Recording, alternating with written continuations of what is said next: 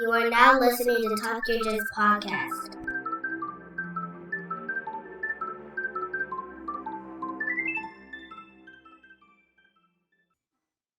All right. Welcome back to the Talk Your Jits podcast. This podcast is, as the name implies, all about jiu-jitsu. I'm your host, Lamar Smith. And today's guest is a blue belt who trains at Web MMA and Marquez MMA located in Philadelphia, PA. Ladies and gentlemen, Simron Biant. Oh, you're muted. 1 second. Oh, there we go. What's up, brother? What's going on, Lamar? How's it going? Man, pretty good. How's your day going so far? Just getting started. It's snowing outside a little bit, so it's not sticking to the road. So hopefully it stays that way because I don't feel like driving and all that. Yeah, I know, right? It's just started snowing here too earlier today. But let's get it going, man. If you want to formally introduce yourself again, by all means, and let's hear of your jiu-jitsu journey. All right. My name's Simron. I'm 29. Actually was born and raised in the UK. Immigrated to the US about 10 years ago, 2013. Started training jiu-jitsu the first time I ever walked in a jiu-jitsu gym actually was probably back in 2014. I was at my buddy's place in Ohio. We'd actually just got done watching the movie Warrior with Tom Hardy and I think it's Joel Edgerton. Yep. Definitely one of my all-time favorite movies. Good, such a ever, good movie. For sure. Such a good movie. It's so good. But anyway, we watched that and we were like, hey, this looks like some cool shit. We should try it. So went on Google, found some local jiu-jitsu gym. I couldn't tell you what the name of it was. We're talking, that's what, 10 years ago now. Mm-hmm. Went in there, did like the two free trial day classes or whatever. Wasn't scheduling and everything, just never allowed us to actually get back into it. So that kind of went on hold for a couple of years. Then in 2018, I was in Wichita, Kansas. That's where I was living at the time. Started training at a Zenith gym out there through Robert Drysdale. Mm-hmm. Just walked in, signed up for membership, and just started going. A little bit gi, a little bit no gi. Did a couple tournaments. Didn't do super well because just being a white belt and everything. Joined the army in 2019. Jiu-jitsu was actually really fun going through the little hand-to-hand combative stuff in basic training. Even just being I think I was like a two-stripe at the time. It just from that, made the combatives class like piece of cake. It was really great fun. Then after I got out, I got stationed at Fort Knox, Kentucky. So I started training with a Derby City MMA under Nick Albin, also known as Chewy Jiu-Jitsu.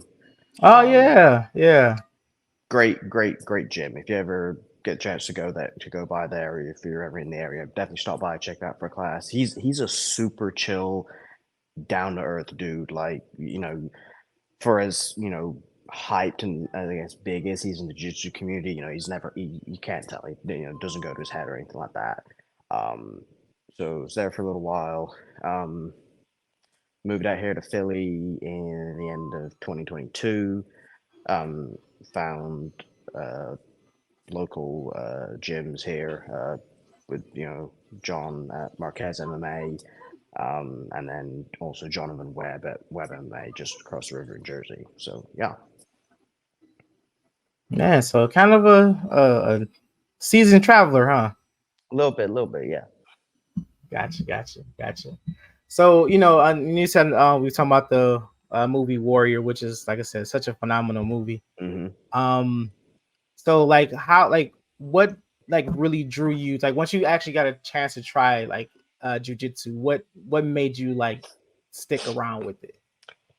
So I mean, like I said, did a little 2 days of trial class or whatever in Ohio, but I mean that kind of just got me vaguely interested because I've seen people doing, seeing some dude on his back choking another dude out with just his legs, and he's got his head and his arm through here, and I was like, what the hell is this? This is like some anime kind of shit. And so then move fast forward, we're in 2018 now, and starting training a little, start training a little bit more consistently because I was interested, and I was curious, something new and fun to try.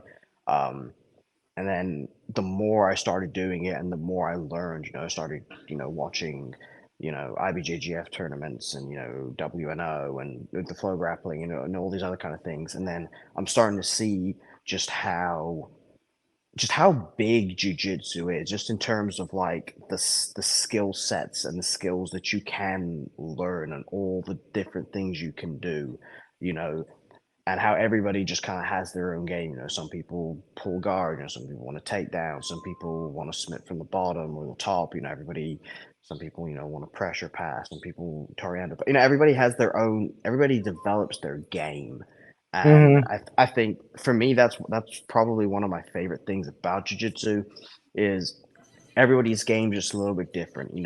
It's not a one size fucking fits all. Yeah. You figure out what works for you because maybe I'm a bit more flexible here or a little bit faster through here, and it just it's so varied, and even just beyond the personal level, the sport's like constantly evolving. Like, I mean, when I first started out in 2018, I don't remember people really ripping heel hooks and doing crazy inverting kind of stuff like they do now. It's just crazy, Mm-hmm. watching how the sports just even how the sport has evolved on just like a major level, and everybody's personal evolution through it too. Oh yeah. Oh yeah. And yeah, I've been training for like the past 6 years, and just like that, man, is you find this sport, and then you trying to like figure out what's your lane. Like you said, what's your game? Are you going to be a Hmm. pressure passer? Are you going to be more sport? Are you going to be this and this and this and that? And it's like you didn't see it as much, Yeah. as like tournaments and stuff like that. But like, yeah, fast forward to now, everywhere you turn is like, new jujitsu schools opening up, Hmm. metric tons of videos now Yeah. of jujitsu, and it's like, damn, I wish, where was this when I was like coming up, man? Yeah, no, exactly. And even another thing I feel like I've noticed is, especially the last couple of years, is the explosive growth of no gi versus gi. Yeah. I think ADCC's like been the real big reason behind that, because even what's that, 6 years ago in 2018, ADCC wasn't half as big of a deal as it has been the last two or three events that they've had, and I think that's been a huge thing for that as well. Oh yeah. Oh yeah. And I've been bit by that nogi bug. Um, Hmm. I don't know, man. Just something about like the freedom of movement, and how more technical I feel like you have to be in nogi. Yeah, I mean, I haven't worn a gi in probably. I did. I mean, I did some when I moved out here to Philly. I did a little bit of gi, but I'll be honest. I've pretty quickly fallen away and just gone strictly over no gi. I haven't worn a gi in like 2 years now. So I like it. I think for me, one of the big reasons is the fact you don't have your grips like you do in gi. Mm-hmm. It's not that it's cheating or anything, but I feel it definitely and especially for like somebody like me. I've got like a ridiculously strong grip, like from you know working on farm kid as a child out in the country and all that sort of stuff, just picking heavy stuff up. So Mm-hmm. like if I if we're in gi, I get a hold of your collar and your sleeve, you are not going anywhere for the whole 6 minutes of this round. Like there's no way you're going anywhere. Versus no gi, okay, I got a collar tie and a wrist grab, but that's 100 times weaker. So I have to really solidify my position if I want to stay here. It's. Yeah. Oh yeah. Oh yeah. And and it's weird for me coming from a predominantly gi school. Hmm. And so once we got our own spot now, me and my training partner, we kind of like we like split it. So I do the no gi classes, and he does the gi classes. And it's funny because like I've like rolling in a gi, I feel completely lost now. Yeah. Like I think maybe a few weeks ago, or maybe no, maybe a couple months ago was like the first time I rode in it. Like I really rode in a gi, Hmm. and I was so lost. Yeah. I was like, man, I'm feeling so sluggish. I got like Hmm. why am I being caught up on everything and whatnot? But yeah, man, it's Yeah. just like I don't know. It's just after rolling so long, your arms be Hmm. burnt out, fingers be jacked up, and it's like I don't want Yeah. to keep going through that. So yeah, like I prefer to roll nogi to save my hands. Like so. Yeah, no, I mean, I remember, I mean, I still, I was getting, calluses across, like the first knuckles of the fingers, like from where it kept rubbing, and they're still scarred to this day from, the little friction burns and stuff that I got from doing it back in the day. So yeah, no, I feel that. Like, yeah, that's just an argument we always have about our classes. Like, Hmm. I dread putting on a gi, he dread rolling no gi. So it's just Yeah. like, all right, man, this is just how it's just how it's gonna be, man, from here on out. Like, Hmm. just you got to find that happy balance, man. So Yeah, no, for sure. so you do you actively compete now? So, well, yes and no. So, yes, I mean, so up until the beginning of 2023, I was a casual jujitsu.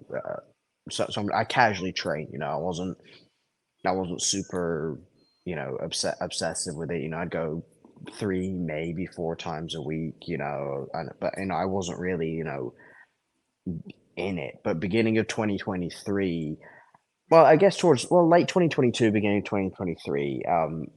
I was at that time I was in a very, very abusive marriage with my ex-wife at the Mm, time, and jiu-jitsu, because we got married in 2022, and it kind of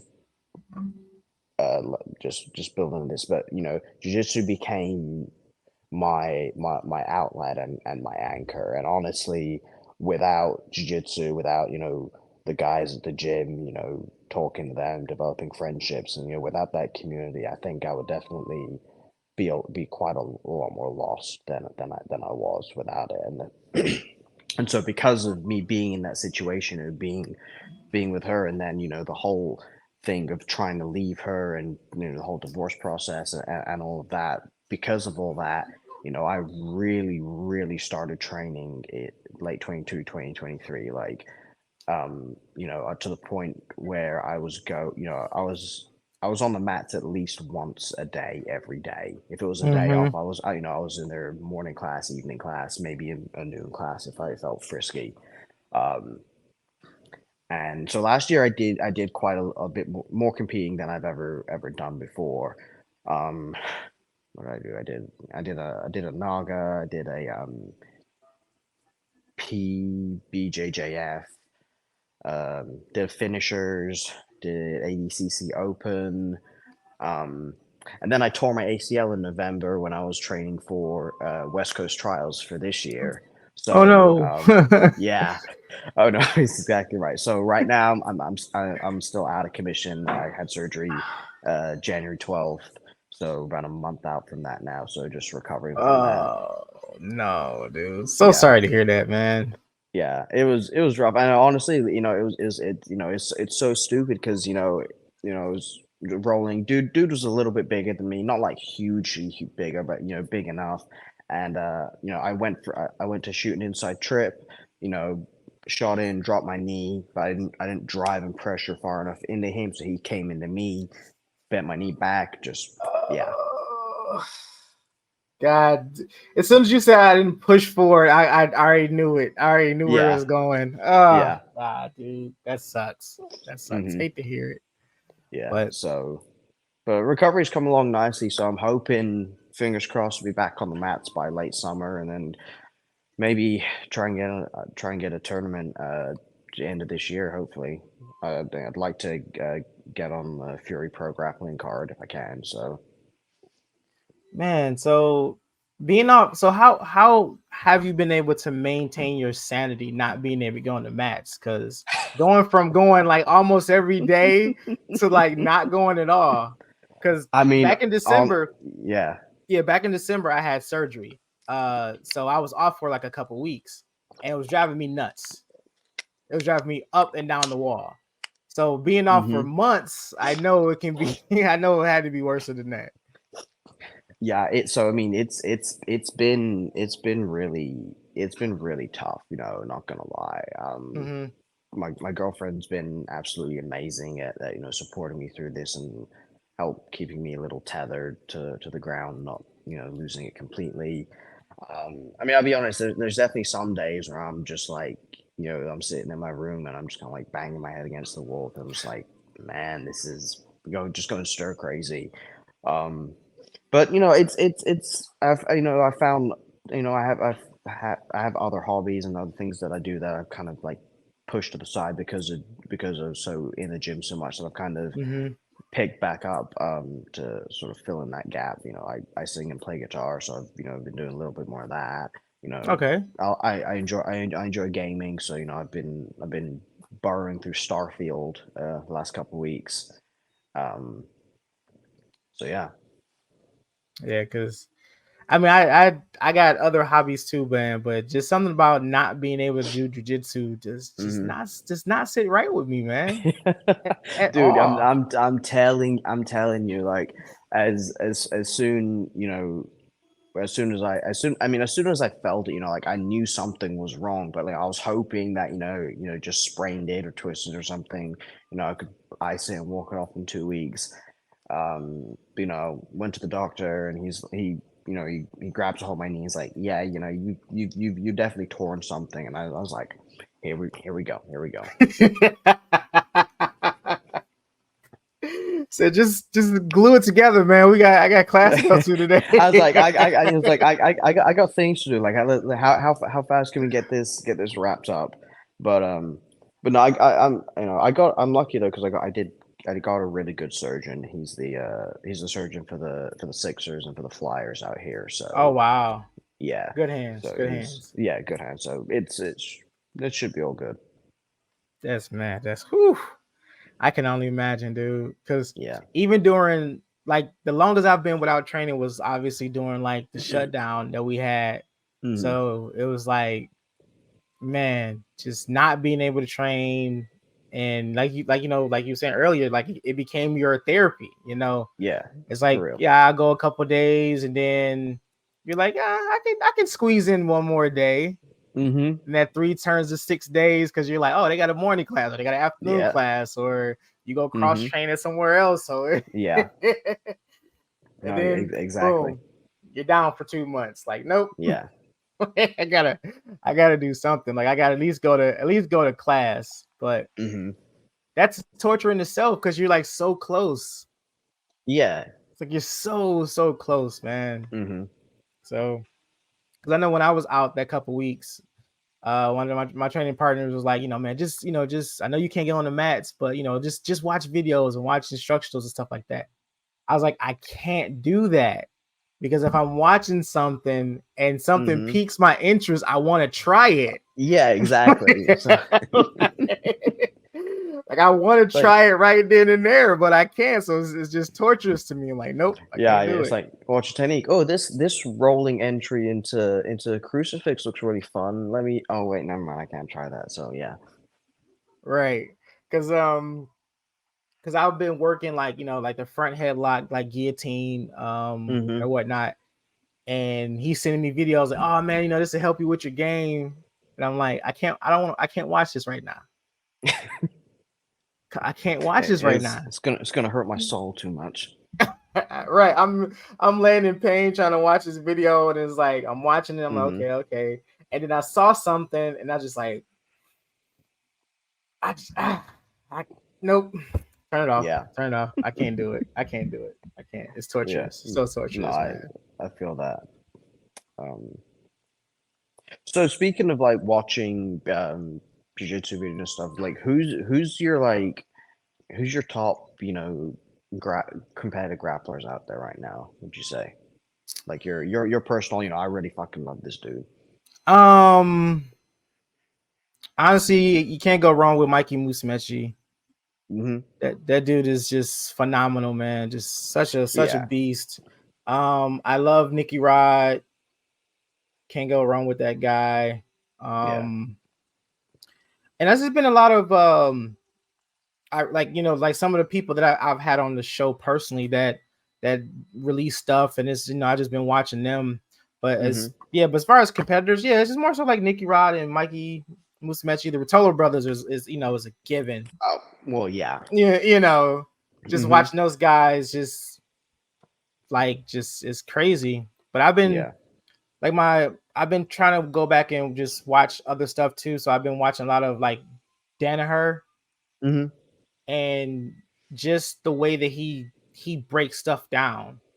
Like Yeah, he has absolutely. there's a video of him breaking down like bottom side, bottom half, Hmm. and it's like, man, how could it's crazy? Like you know the position, you understand it, but just to be able to dissect it down to the way that he Hmm. do, like you're in bottom side and you're in bottom half, but you have six different options to go which way if his leg is is up, if they're passing Hmm. this way, if their waiter's down. So it's just like Yeah. Jesus, man, like like I don't have enough mental space to try to figure this out, but thank you.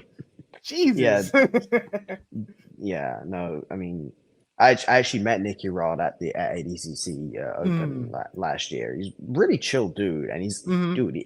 Like I knew he was big, but like I didn't know he was big until like I saw him in person. Freaking giant, man. Yeah, because I mean, like I'm a little dude. Like I'm 5'5". I compete at 135.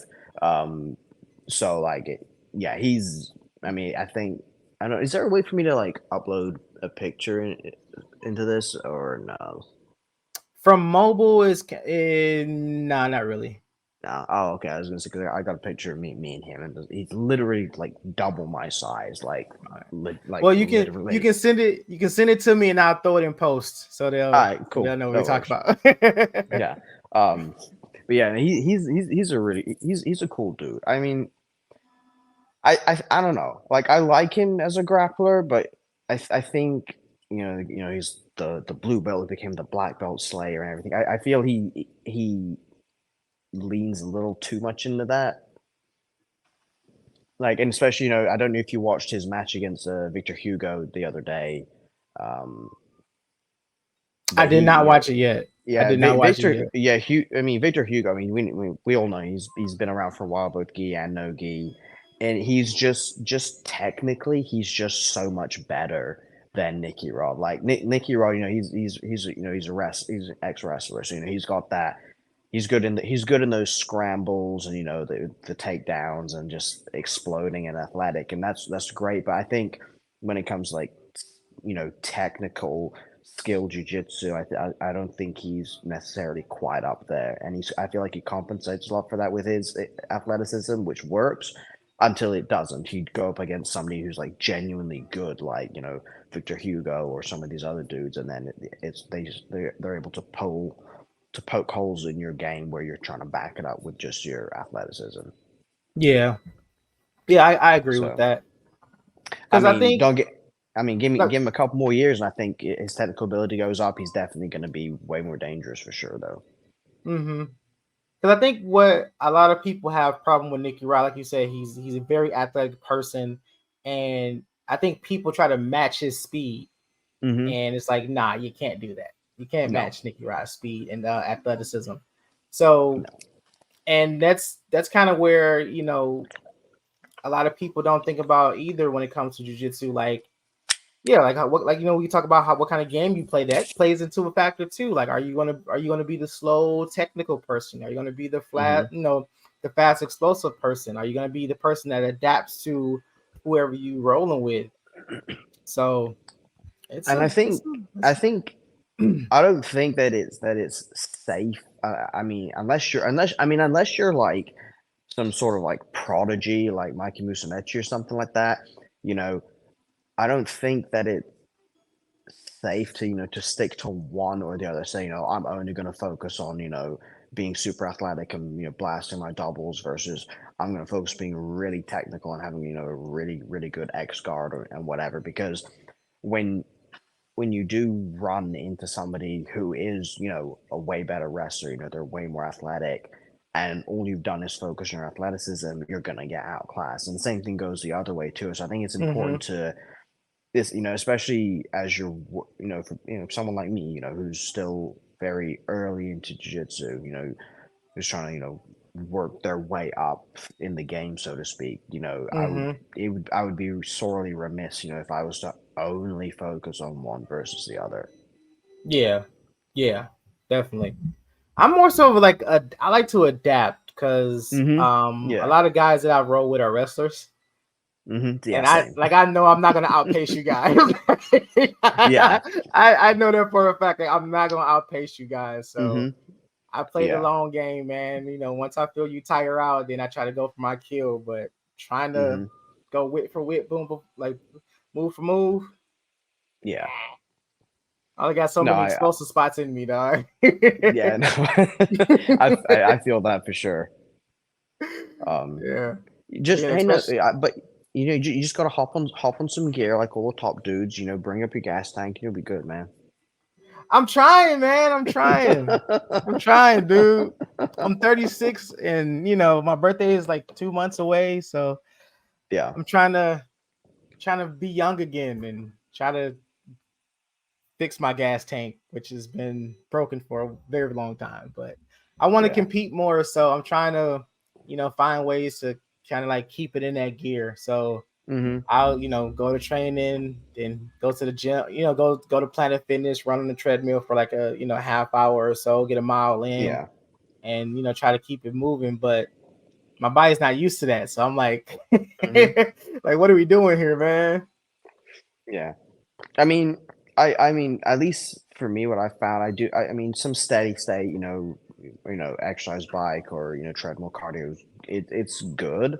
Mm-hmm. Especially, but I at least for me, I feel like I get better results doing high intensity interval stuff. So being on the row or the assault bike or doing sprints, and then even like stuff, sled pulls and sled drags are the best things, dude. For getting for getting your cardio for jiu-jitsu for sure. Mm. Like they like sled pulls and sled drags are they're they're they're horrible. Your lungs are burning, your legs feel like they weigh 1,000 pounds each and they just don't want to move, but you still got to push this another 10 yards. But that I can't. I mean, because you got the different power energy pathways in the body. You got your aerobic, anaerobic, so on and so forth. Mm-hmm. Being able to work especially the in between ones where it's a little bit of both. That's really where it's gonna be very effective. Doing things like sled drag, sled pulls that really hit targets that a lot, and it's brutal, and it sucks, and you're gonna hate your every part of your existence while you're doing it, but in the long run, it definitely makes a difference. I found. Yeah, I know I gotta get out of Planet Fitness and find Yeah. me like a bigger gym that has a little bit more of our variety. But hmm that's like the closest thing to me. No, Fair there's enough. a LA Fitness that's not too far from me. So LA Fitness might depending on the location. They usually are a little bit better equipped. So. yeah, because the one by mine is pretty big. It's a pretty big hmm Yeah. LA Fitness. I'm gonna have to check it out this week and see Yeah. No, for see sure, what's man. going on.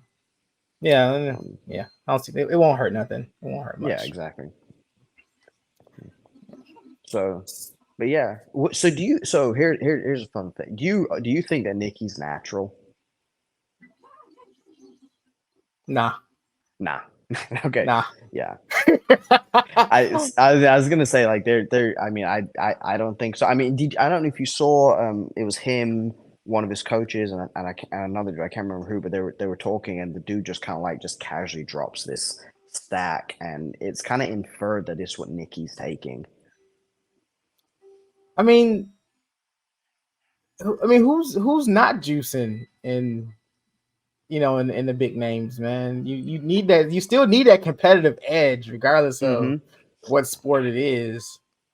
I mean, say I mean, the three people. Well, I'd say the two people that I think probably might not be is the Rotolo brothers. Yeah. I think there's a good chance that they're not, but they're barely. I mean, what are they? 20, 21, something like that. So yeah, Yeah, I mean, they're super super young. So I mean, I think it's only a matter of time before they do hop on something. Um, I think Mikey Musumeci he used to be clean for sure.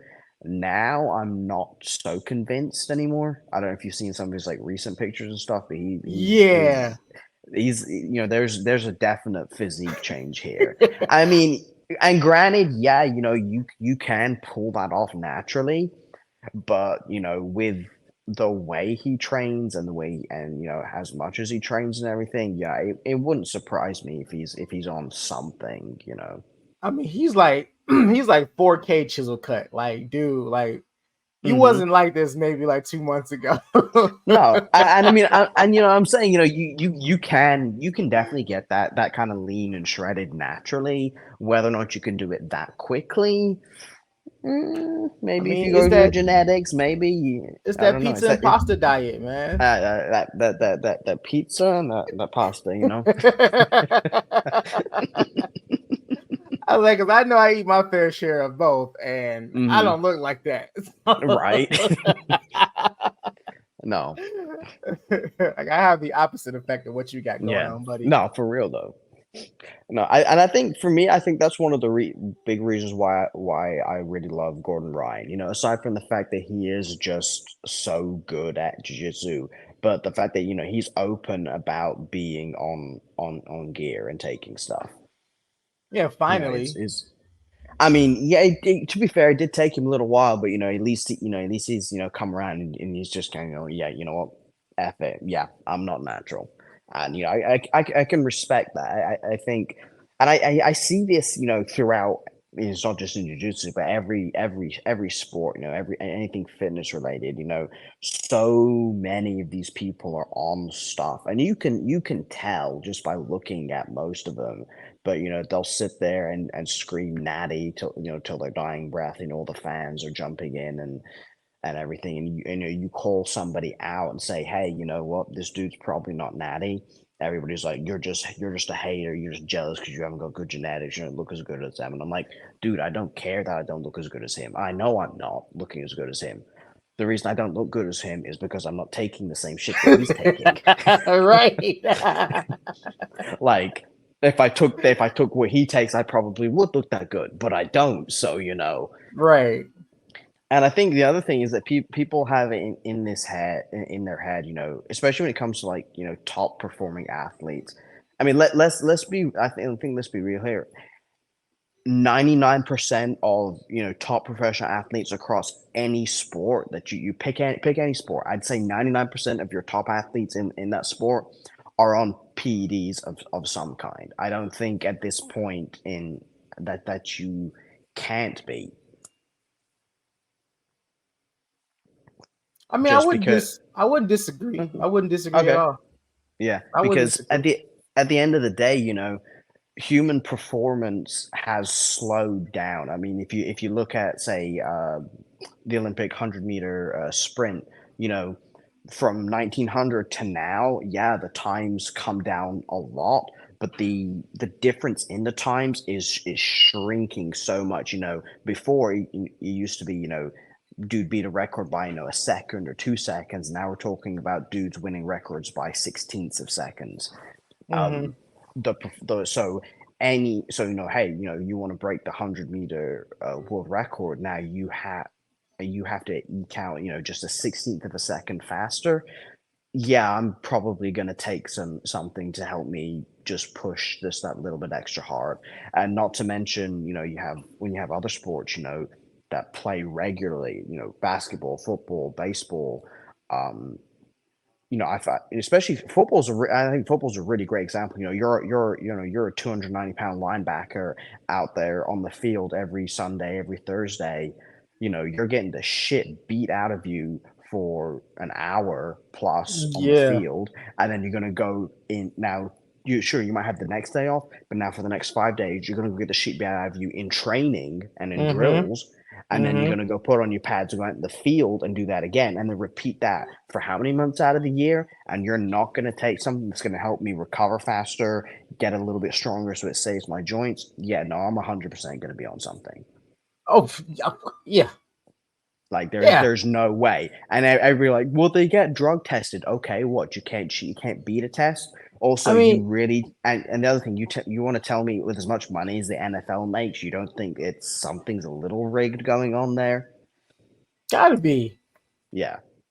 Gotta be. I mean, It's because like you said, like it's not like everyone is everyone is in their in this lane trying to be the best, mm-hmm. right? So it's like, okay, what do I need to be the best? You're getting Yeah, exactly. everyone ages, so you're not going to Mm-hmm. be explosive as you were with 21 versus you're Mm-hmm. 31. And if you Right. still want to if you still want to compete with the ever changing game, you have to have some type of help. And Mm-hmm. you know everyone's got something. Everyone got Yeah. something. Like, you can't tell me you can play a sport for 16, 20 some years and you Mm-hmm. ain't know nothing. Right. like there's no way. There's not enough, like I said, there's not enough recovery time in the Mm-mm. world for that. Because you got Yeah. practice, you got scrimmage games, you got your actual games, you're Mm-hmm. traveling, Mm-hmm. and everything else in between. So it's not like you can get like a month or two off of to rest. Like, no, you're beating your body up Sunday, back on the road to Mm-hmm. play another game Sunday, and Yeah.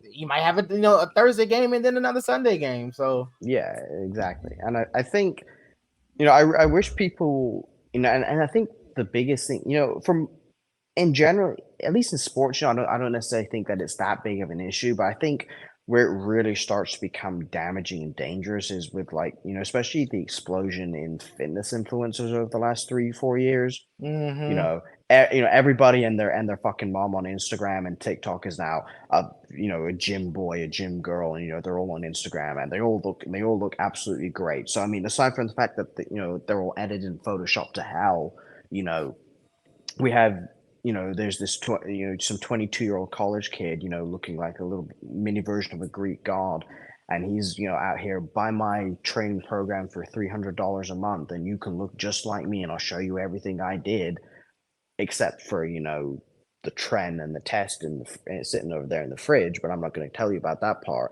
And now we have 300 high school boys, you know who are out of shape, and so, oh, hey, I want to look like this. Oh, he's only a couple years older than me. Oh, look, he looked like me when he was 17, and now he's 22 and he looks like this. He must know what he's talking about. I'm gonna drop $700 his program, and then they wonder, well, why don't I look like him? And it's Right. just it's so damaging, and I know this from personal experience, being a teen. I mean, I was tiny as a kid, even as a teenager and everything, and I mean, granted, this was way before TikTok and Instagram and everything, so we didn't have gym influencers like that, but we had like the old bodybuilders, Arnold Schwarzenegger and all these other dudes, and so I'd see that, and they back in the day were they weren't open about being on steroids, and so I would see that, and they were like, eat protein and lift these weights this many times a week and in this order, and I was like, okay, cool, great, let me do that, and I'm doing it. I'm like, I don't look anything like this dude, Nothing like like that guy. nothing at all. Like, what am I doing wrong? And I mean, I'll be honest, I still struggle with body dysmorphia even now. And mm-hmm. but being 21 and not knowing about this sort of thing just made it so much worse. And it's like, well, what the hell's the point? And I think if people just need to be more open about that. Yeah. And that's a conversation I have with my wife a lot too.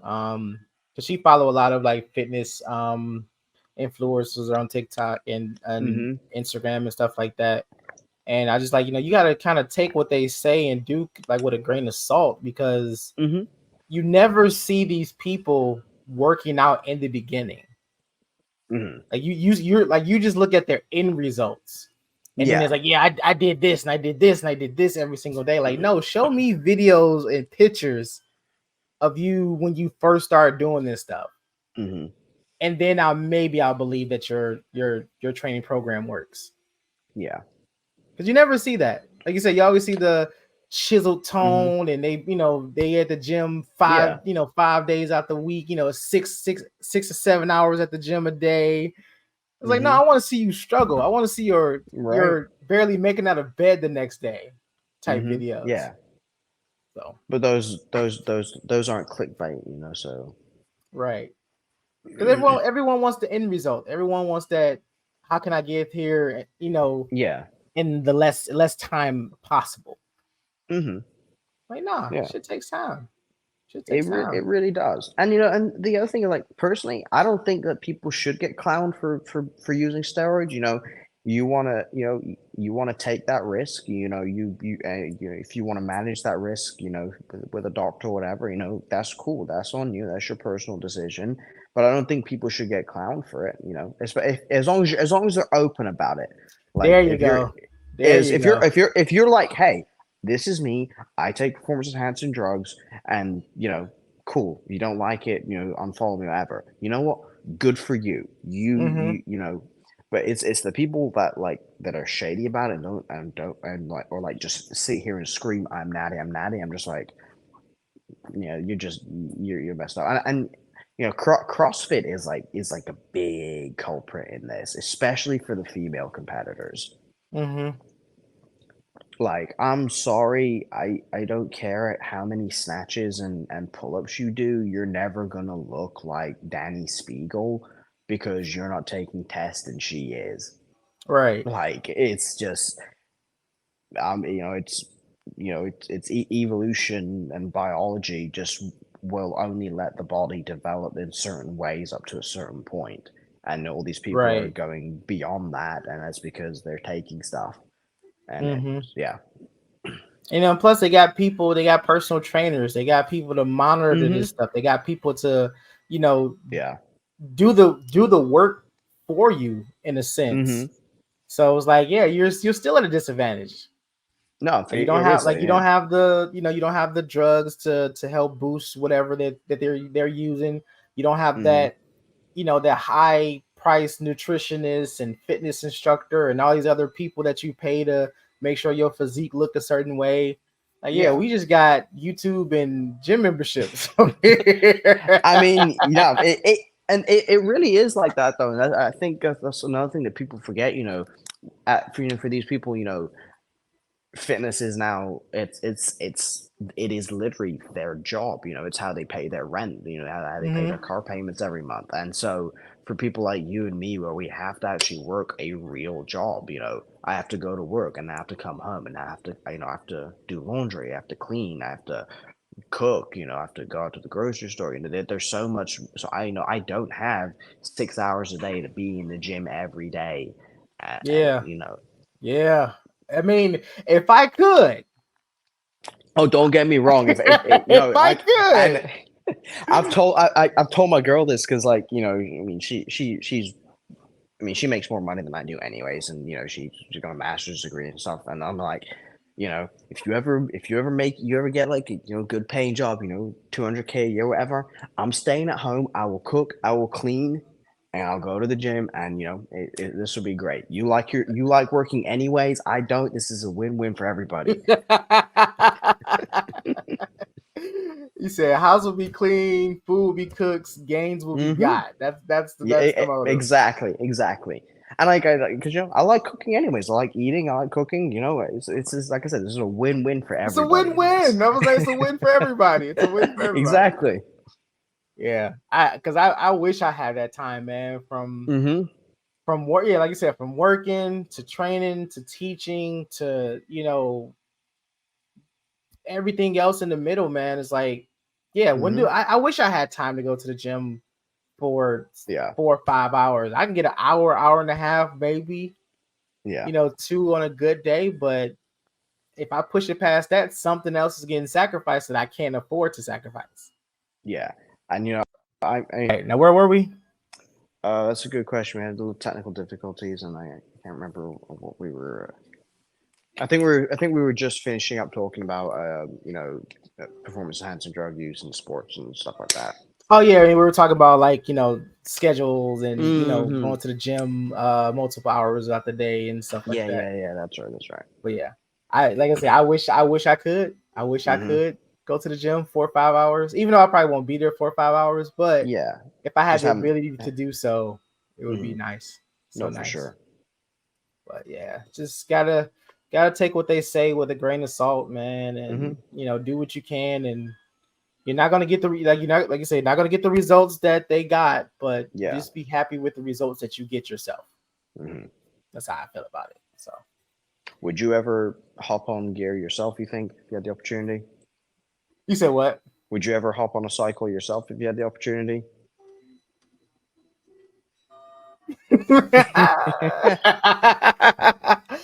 Hypothetically, yeah, sure. Let's see what the fuss is about. I wouldn't go too crazy though. I would just definitely have to have somebody in my head who's like, all right, we're gonna just slow it down a little bit. But yeah, I mean, if it was to guarantee, obviously better performance, and I'm able to really compete like that, oh yeah, I probably would give it a shot and see what happens. Fair enough. What about you? I mean, I'm on TRT anyways, so okay. Which that's it's low dosage, so it's not it doesn't really like push my testosterone levels like above kind of like the natural range anyways, because for some reason my body hates me and I have low testosterone, so doctor's like you should probably take some stuff. So but like outside of that, would I do something?